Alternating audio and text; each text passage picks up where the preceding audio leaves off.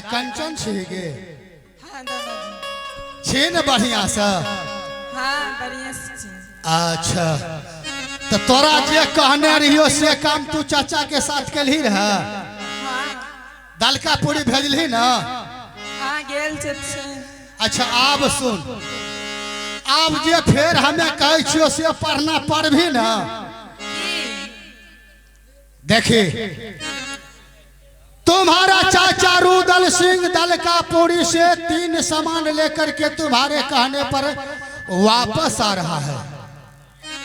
अगर वह राजमहाबा पहुंच गया तुम्हारा चाचा तो कहेगा कि कंचन बेटी मैंने तुम्हारे शादी के लिए 3 सामान लेकर के हाजिर हो गया हूं, बेटी ये सामान तुम ले लो। कंचन सबसे पहले तुम वो 3 सामान क्लच कर लेना, यानी तुम अपने पास रख लेना। उसके बाद बोलेगा कि बेटी मैं थक कर के आया हूं, थोड़ा सा मुझे पानी पिला दो। उनसे पहले फिर तुमको सत करवाना होगा। सत करे भी ना, फिर सत। हाँ फिर सत करा भी है कि चाचा श्री हमारा शादी के लिए जोड़ा सामान चाहिए ना, 4 गो न चाहिए तो तू 3 लाइव के दल है ना। सत करतो तब कहे ठीक है, कहतो तो चौथा सामान कौन है तो तू कहे चाचा श्री ये चौथा सामान ये है कि आप मेरे लिए चंदन चरखा मरवन बाजा गगन हिरोला ला करके जब हाजिर किया, अब एक गले का हार पंचमुखी हार चाहिए, जोड़ा लग जाएगा। तुम ऐसा करोगे ना? ठीक है। जुगा जुगा राजा पति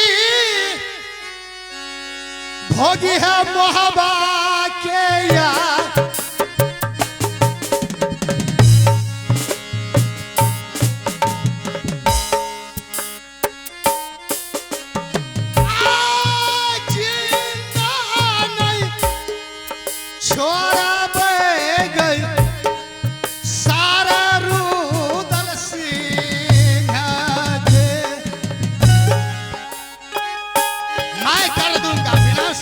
हवा की पावन धरती को।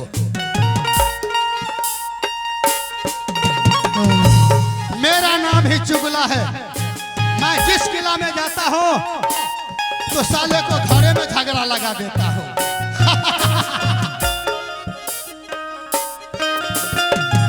अब मैं यहां से चल रहा हूं।